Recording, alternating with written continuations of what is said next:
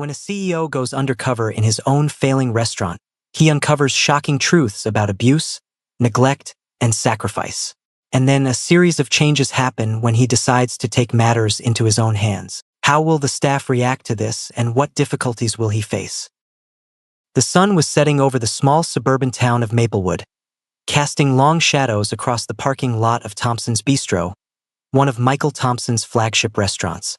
The once thriving eatery had fallen on hard times, plagued by complaints from customers about slow service and rude staff. Online reviews painted a grim picture. The food was okay, but the servers acted like they didn't care, read one particularly scathing comment. Another lamented, "I'll never come back after how poorly I was treated." Michael sat in his sleek home office, scrolling through these reviews with a furrowed brow. His empire, a modest chain of family-friendly bistros, had been built from scratch, fueled by years of relentless hard work and an unwavering commitment to creating warm, welcoming spaces for people to gather. But now something felt off. Something wasn't right. He leaned back in his leather chair, staring at the framed photo on his desk. A younger version of himself standing proudly in front of the first Thompson's Bistro location, surrounded by smiling employees. Back then, everyone worked as a team. They laughed together, supported each other, and took pride in their roles. What had changed? Determined to get answers, Michael devised a plan.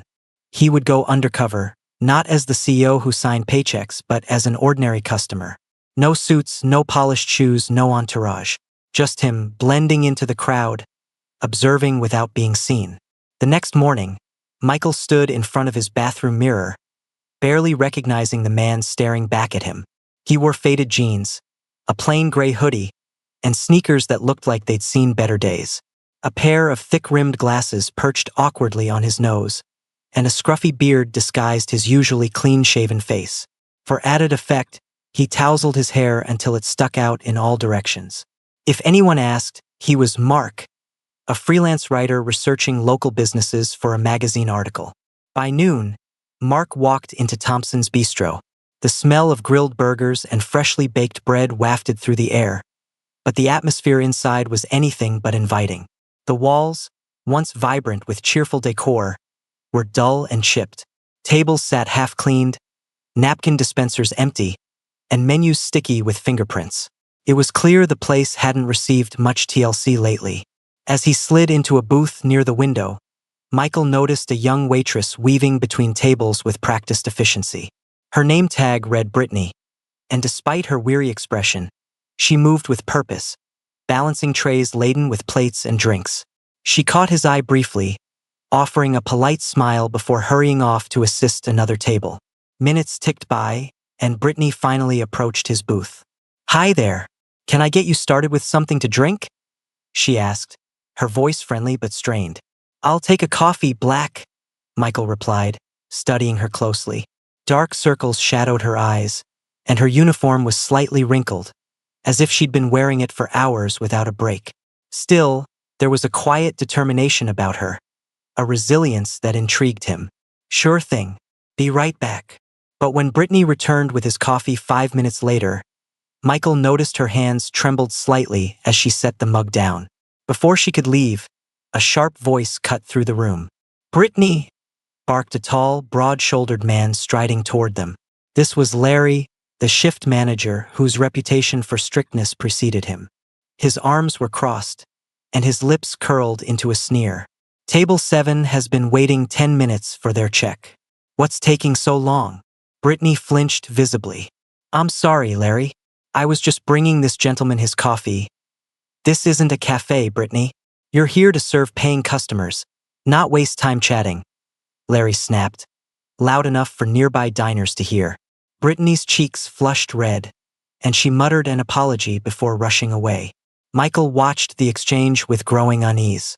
Was this normal behavior, or was Larry simply having a bad day? Determined to find out, he lingered longer than planned, ordering a burger and fries while keeping a close eye on the interactions around him. Over the next hour, the pattern became painfully clear. Larry berated employees openly, singling out mistakes and ignoring their efforts. One cook dropped a plate, prompting Larry to storm into the kitchen and shout obscenities. A busboy tripped over a mop bucket, earning a sarcastic remark about clumsy idiots. And Brittany? She bore the brunt of his wrath more than anyone else. At one point, Michael saw her duck into the kitchen, shoulders shaking as she tried to stifle sobs. Through the open doorway, he heard Larry bark, "Get yourself together, Brittany. We don't pay you to cry." That was the final straw. Unable to sit idly by any longer, Michael slipped out of his booth and followed her into the kitchen. There, amidst the clatter of pots and pans, he found Brittany leaning against the counter, tears streaming down her face. Without thinking, he stepped forward. "Are you okay?" he asked softly. Startled, Brittany wiped her eyes quickly. "I'm fine. Just need a minute." "You don't look fine," Michael pressed gently. "That guy shouldn't talk to you like that." Brittany hesitated, glancing toward the dining area where Larry stood glaring at a busboy. "It's part of the job," she said quietly. "If I complain, things will only get worse." Her resignation hit Michael like a punch to the gut. How many others felt this way? How many talented, hardworking people were being crushed under the weight of toxic leadership? Before he could respond, Larry appeared in the doorway. "Brittany, what are you doing back here? Get back to work." For a moment, Michael considered revealing his true identity, but he stopped himself. He needed to see more, understand more. Instead, he gave Brittany a reassuring nod and stepped aside, letting her return to the floor. As he left the restaurant later that evening, Michael couldn't shake the image of Brittany's tear-streaked face from his mind. Something had to change soon. The next morning, Michael returned to Thompson's Bistro, determined to dig deeper into the toxic environment he'd witnessed the day before. Disguised once again as Mark, he arrived early, hoping to catch glimpses of the staff's interactions before the lunch rush began. As he sipped his coffee at a corner table, he observed the kitchen crew bustling around, prepping ingredients and setting up stations. The mood was tense, conversations were clipped, laughter non-existent. Even the clanging of pots and pans seemed to carry an undertone of frustration. Larry, the shift manager, stood near the pass-through window, arms crossed, his sharp eyes scanning every movement like a hawk circling prey. When a new busboy accidentally knocked over a stack of plates, Larry barked, "Watch what you're doing, kid. You want me to dock your pay for that?" The young man stammered an apology, his face pale as he scrambled to clean up the mess.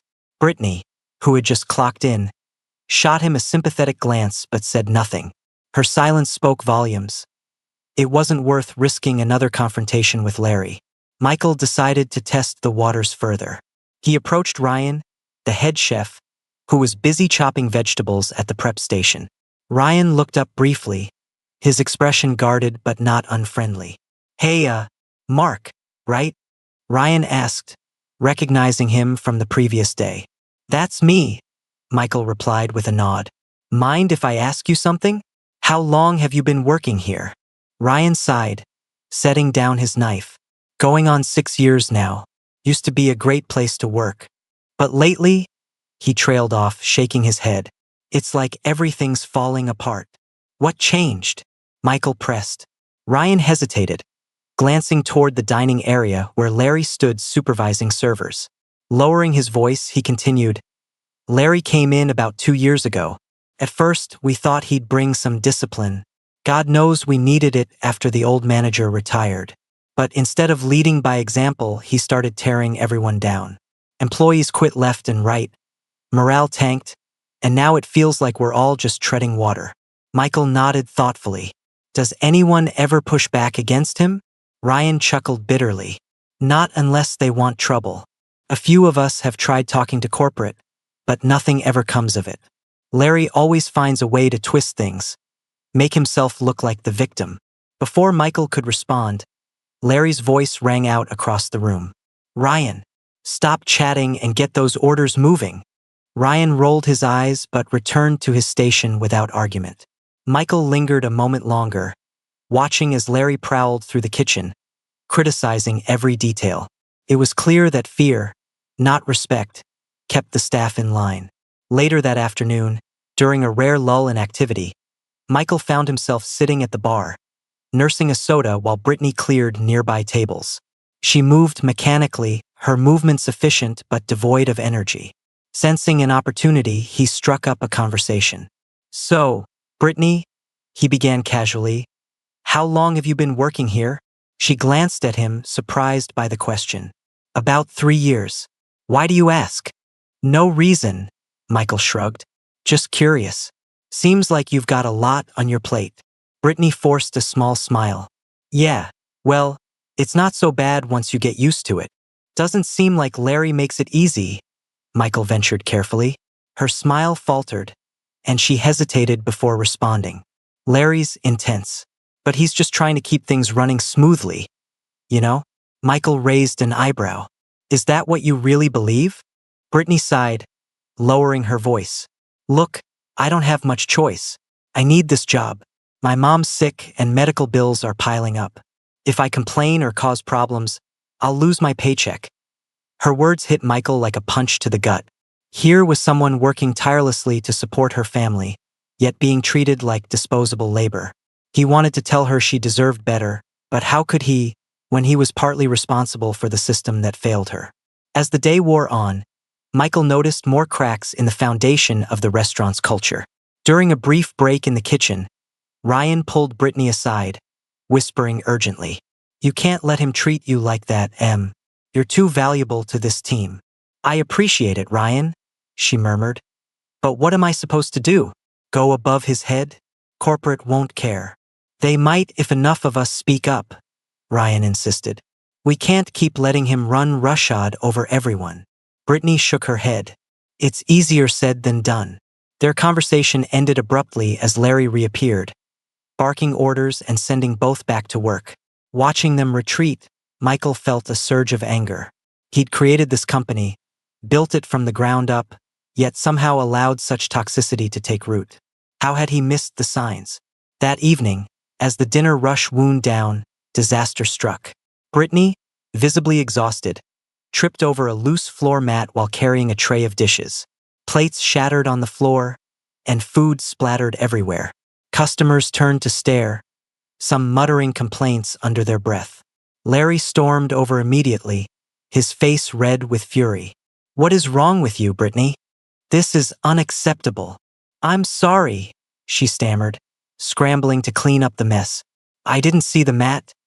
"Excuses," Larry interrupted, raising his voice. "You should start paying attention instead of slacking off." Tears welled in Brittany's eyes, but she bit her lip, refusing to cry in front of him. Michael, watching from a nearby booth, felt his blood boil. Enough was enough. Standing abruptly, he approached the scene. "Hey, leave her alone," he said firmly, stepping between Larry and Brittany. Larry sneered. "Who the hell are you? This doesn't concern you." "It does when you're treating people like garbage," Michael shot back. Turning to Brittany, he added, "Take a break. You've earned it." For a moment, Larry looked ready to explode. But before he could retaliate, Ryan intervened, pulling Larry aside. "Let it go, man. She's already upset. Don't make it worse." Larry muttered something under his breath but eventually walked away, leaving Brittany trembling in relief. Michael guided her to a quiet corner of the kitchen, handing her a glass of water. "You okay?" he asked softly. She nodded, though tears still glistened in her eyes. "Thank you. I don't know why you stuck up for me, but thank you." Michael smiled faintly. "Because no one deserves to be treated like that. Not here, not anywhere." As he watched her compose herself, Michael knew one thing for certain. Changes were coming to Thompson's Bistro and to the lives of the people who worked there. The next morning, Michael arrived at Thompson's Bistro earlier than usual. He'd spent the night tossing and turning, replaying the events of the previous day in his mind. Brittany's tears, Larry's cruelty, Ryan's quiet defiance. It all weighed heavily on him. The time for observation was over. It was time to act. Disguised once again as Mark, he entered the restaurant just as the staff was gathering for their pre-shift meeting. Larry stood at the front of the room, clipboard in hand, barking instructions and pointing out perceived flaws in yesterday's performance. The employees sat or leaned against counters, their expressions ranging from resignation to thinly veiled frustration. Michael slipped into the back of the group, unnoticed. As Larry launched into yet another tirade about laziness and unprofessionalism, Michael stepped forward, clearing his throat loudly. "Excuse me," he said, his voice calm but commanding. Larry turned, his brow furrowing. "Who are you? This is a private meeting." Michael reached up and removed his glasses, letting them dangle from his fingers. Then, with deliberate slowness, he wiped off the scruffy beard he'd been wearing as part of his disguise. Gasps rippled through the room as recognition dawned on the faces of the staff. "It's Mr. Thompson," Brittany whispered, her eyes wide with shock. Larry's jaw dropped, and for once he was speechless. "That's right," Michael said, his tone firm. "I've been here for the past 2 days, observing how things operate. And let me tell you, I'm not happy with what I've seen." The room fell silent, the tension palpable. Larry recovered quickly, attempting to salvage the situation. "Sir, I can explain." "No need," Michael interrupted, holding up a hand. "Your behavior speaks for itself. Public humiliation, verbal abuse, creating a toxic work environment. None of that has any place in my company. Effective immediately, you're fired." Larry's face turned red, his mouth opening and closing like a fish out of water. "You can't do this. I've worked hard for this team." "You've worked hard to destroy this team," Michael shot back. "Pack your things and leave. Now." Without waiting for a response, Michael turned to the stunned employees. "Let me start by saying I'm sorry. Sorry for not noticing sooner what was happening here. Sorry for letting someone like Larry run this place into the ground. But most of all, sorry for failing each and every one of you." Brittany blinked back tears, while Ryan nodded slowly, his arms crossed. The rest of the staff exchanged uncertain glances, unsure whether to believe this sudden change of heart. "I'm going to make things right," Michael continued. "Starting today, we're going to rebuild, not just this restaurant, but our culture. That starts with leadership." He gestured toward Ryan. "Ryan, you've shown incredible loyalty and integrity under difficult circumstances. From now on, you're the interim manager. Your first task is to help me understand what needs to change around here." Ryan looked surprised but nodded resolutely. "Thank you, sir. I won't let you down." Michael smiled faintly. "Good, because I'm counting on you." Turning back to the group, he added, "And Brittany, I'd like to speak with you privately after this meeting. There's something important we need to discuss." As Larry stormed out of the restaurant, muttering curses under his breath, the atmosphere began to shift. After dismissing the team to prepare for the day's service, Michael pulled Brittany aside. They sat together at a corner table, the morning sunlight streaming through the windows. "I wanted to thank you again for standing up to Larry yesterday," Brittany began hesitantly. "But why did you come here in disguise? Why didn't you just send someone else?" Michael sighed, leaning forward. "Because I needed to see things for myself.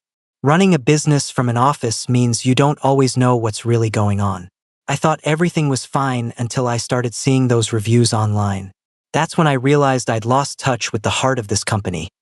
You, Ryan, everyone who works so hard to keep it running." Brittany nodded, her gaze dropping to the table. "It hasn't been easy, not just because of Larry, but, well, life outside of work hasn't been great either." Michael tilted his head, encouraging her to continue. "My mom's sick," she admitted softly. "Cancer.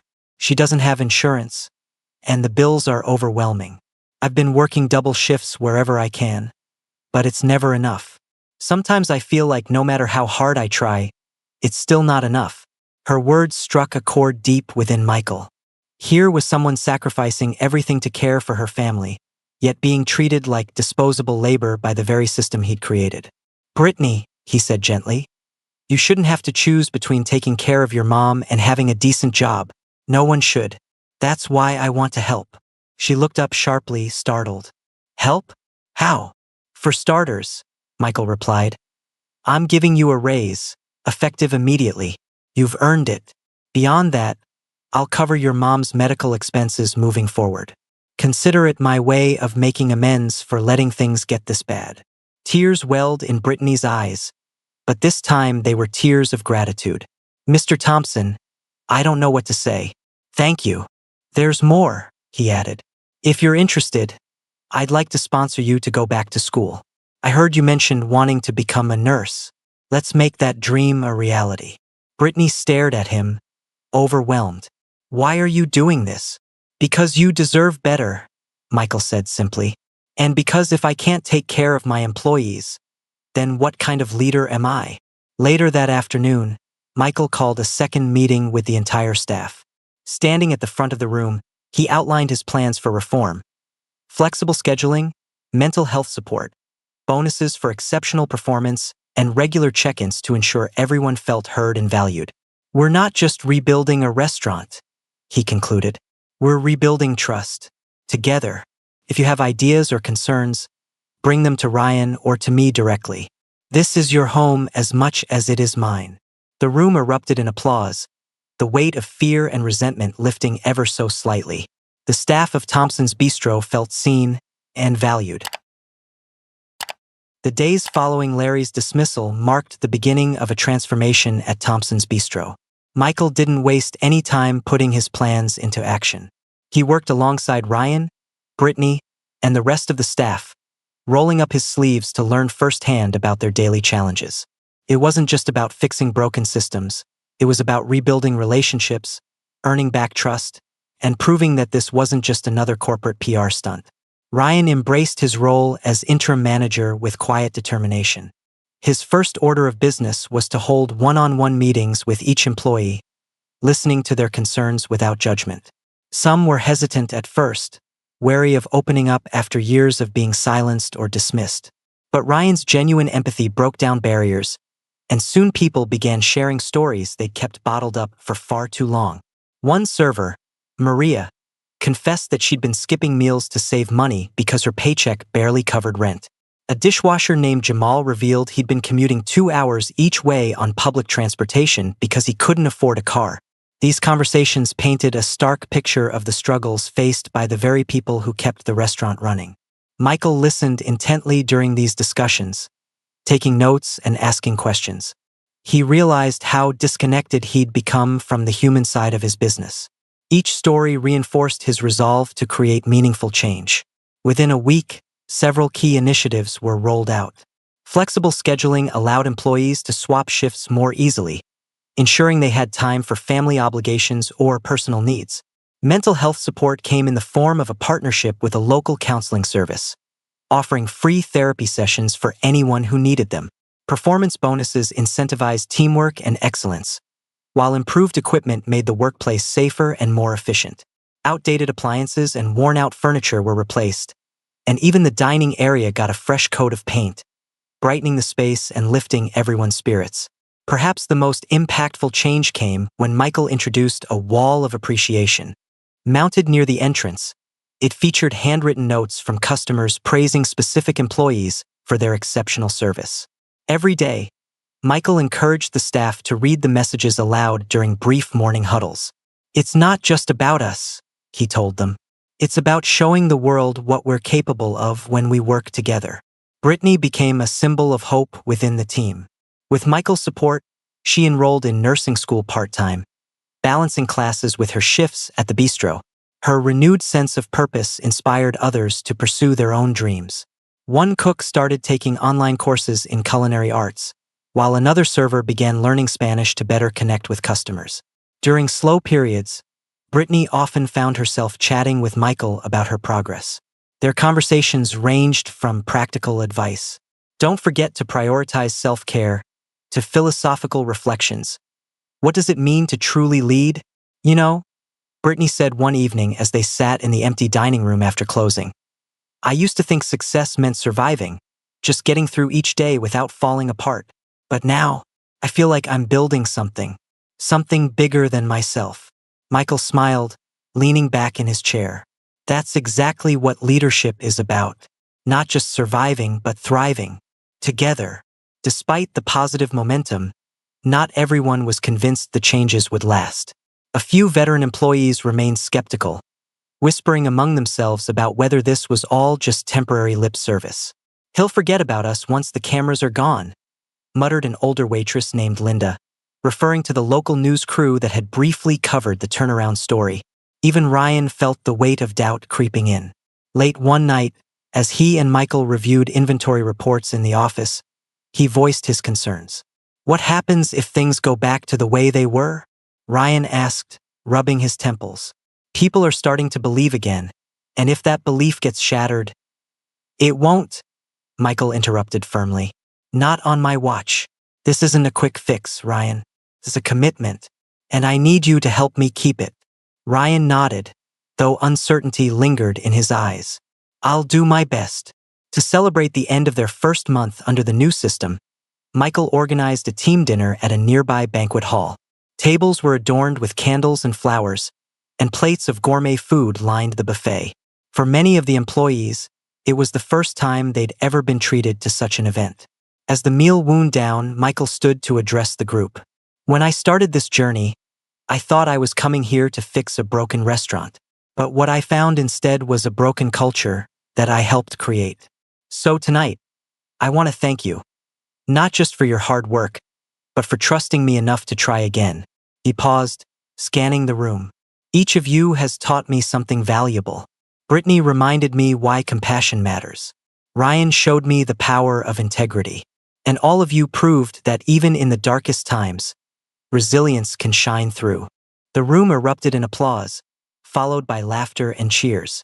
Employees shared personal stories, jokes, and memories, strengthening bonds that had once been frayed.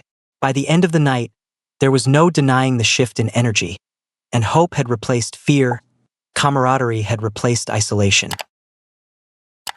The weeks that followed the team dinner marked a turning point for Thompson's Bistro. Customers began to notice the difference.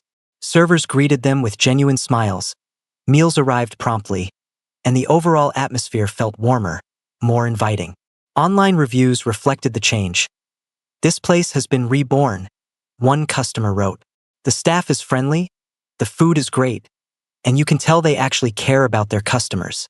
Another review read, "I don't know what happened here, but whatever it was, keep it up." But while the external perception improved, Michael knew the real test would be sustaining the momentum internally. He spent his days working alongside the team, observing how the new policies played out in practice. Flexible scheduling allowed employees to manage their lives better, and the mental health support program had already helped several staff members navigate personal challenges. Performance bonuses motivated everyone to go above and beyond, creating a sense of pride in their work. Still, not everything was perfect. Some lingering tensions remained, particularly among longtime employees who were slow to trust that the changes weren't temporary. Linda, the skeptical waitress, continued to voice doubts during staff meetings. "It's nice that things are better now," she said one afternoon, arms crossed. "But what happens when corporate decides we're costing too much? They'll cut corners again, and we'll be back where we started." Michael nodded thoughtfully. "Linda, I understand your concerns, but let me be clear, this isn't about cutting costs or making quick fixes. It's about investing in people. If we take care of our team, they'll take care of our customers. And if we take care of our customers, the business will thrive.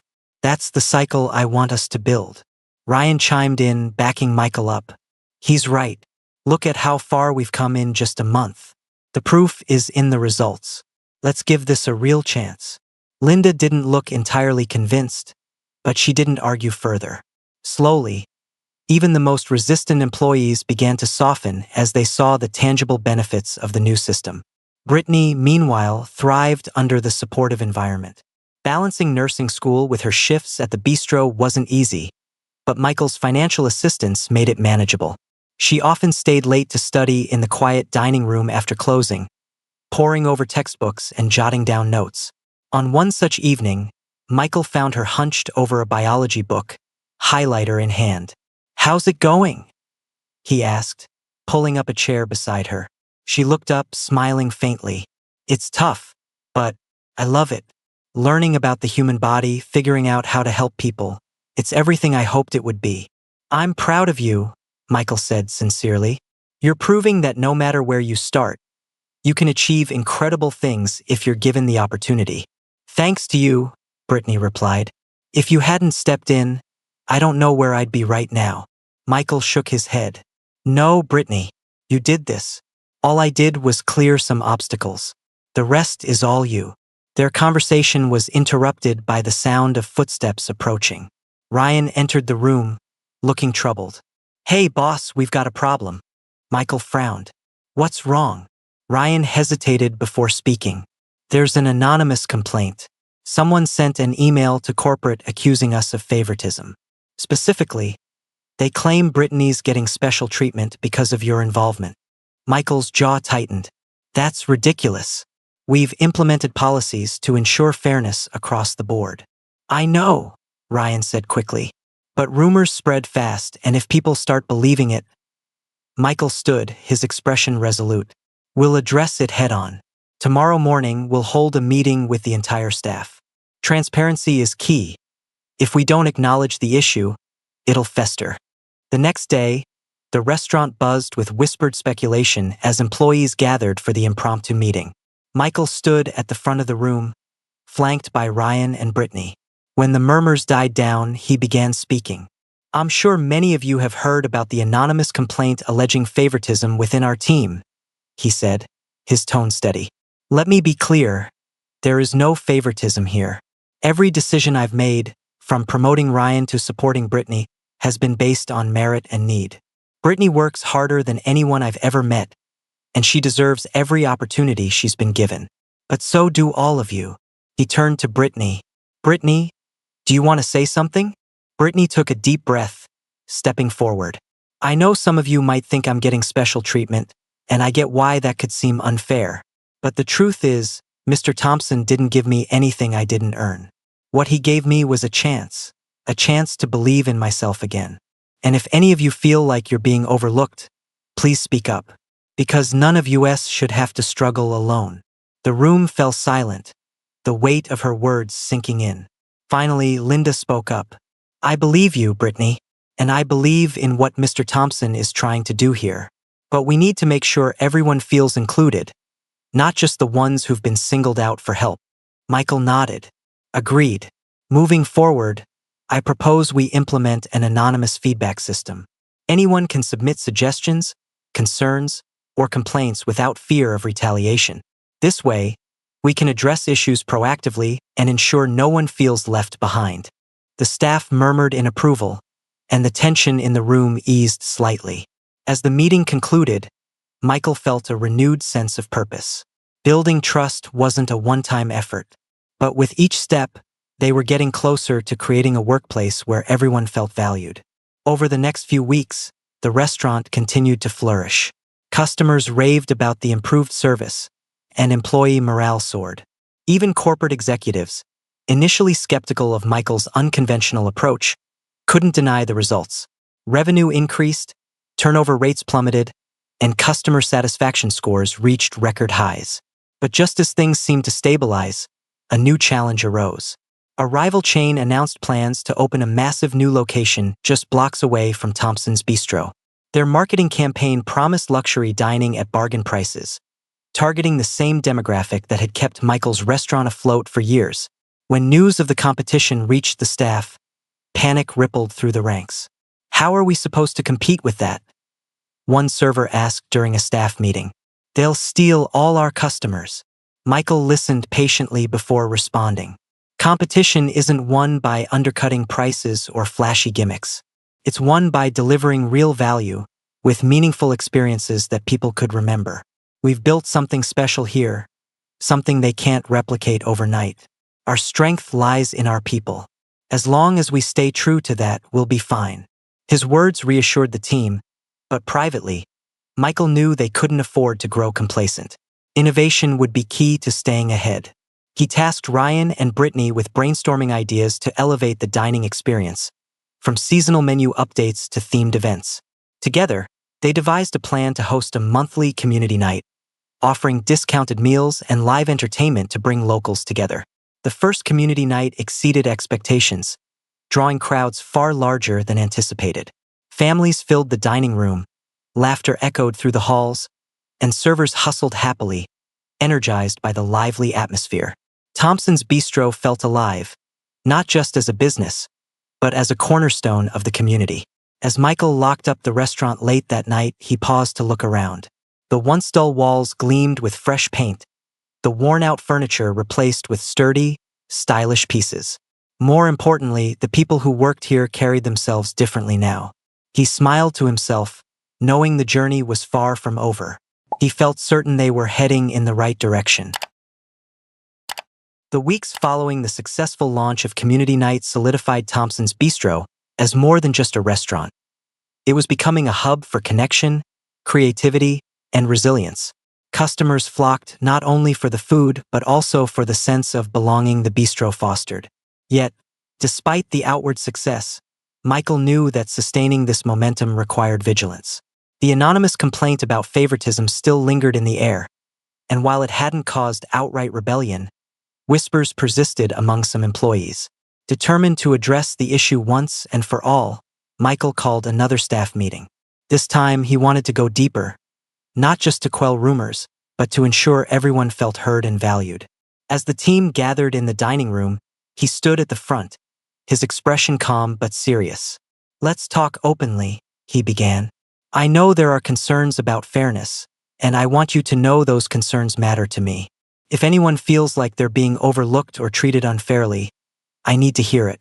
No judgment or repercussions, just honesty." For a moment, silence hung heavy in the room. Then, Jamal, the dishwasher who commuted 2 hours each way, raised his hand hesitantly. "I appreciate everything that's changed around here," he said slowly. "But sometimes it feels like, well, the people in the kitchen don't get as much recognition as the servers. We work hard too, but most of the bonuses and praise seem to go to the front-of-house staff." Michael nodded thoughtfully. "That's a valid point, Jamal. Thank you for bringing it up. It's easy to focus on what customers see, but the truth is, none of us would succeed without the kitchen team. Starting next week, we'll introduce a back-of-house MVP award, a monthly bonus for someone in the kitchen who goes above and beyond. Does that sound fair?"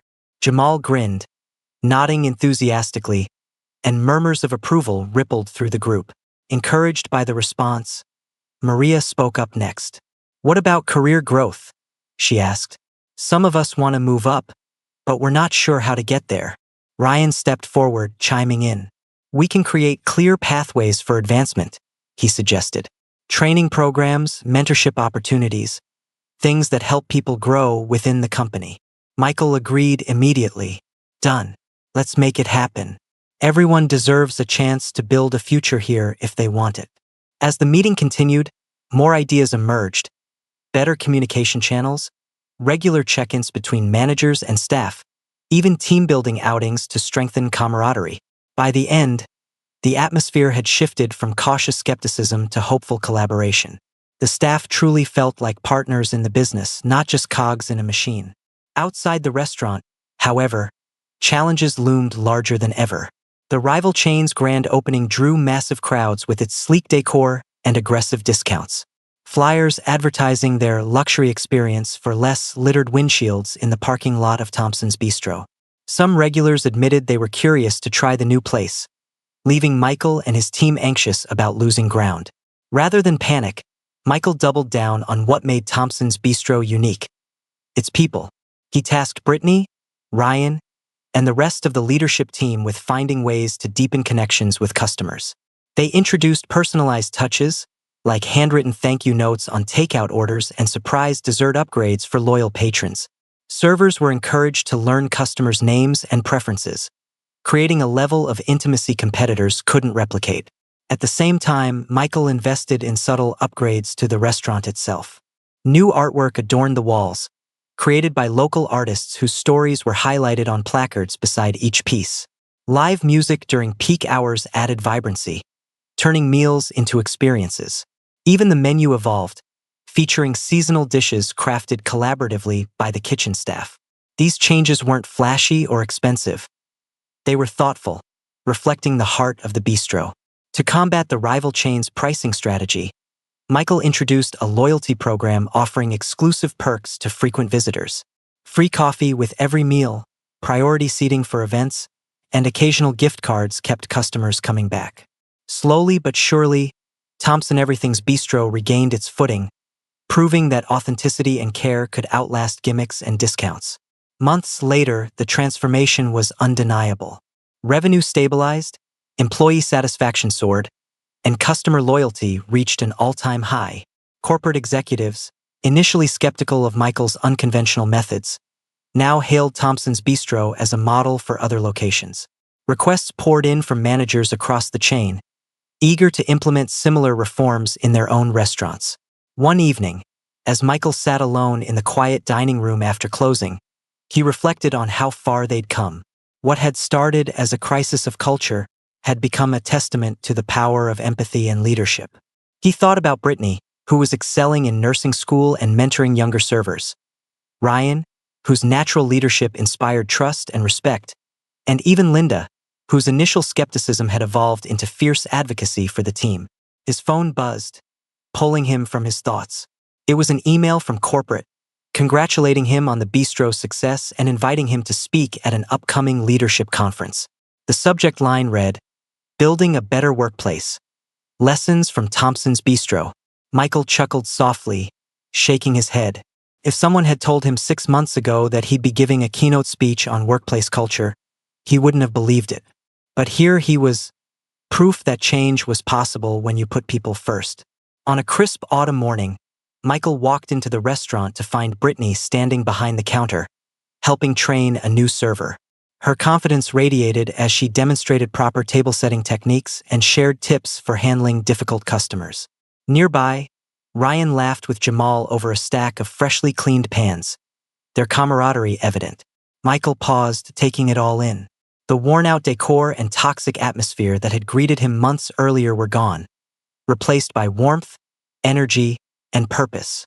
This wasn't just a restaurant anymore, it was a community.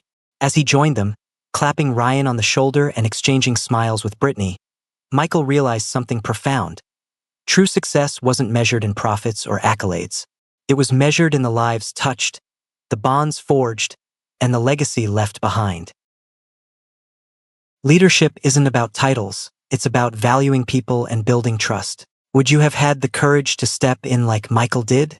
Share your thoughts below. And don't forget to like, comment, and subscribe to Embrace the Journey for more inspiring tales.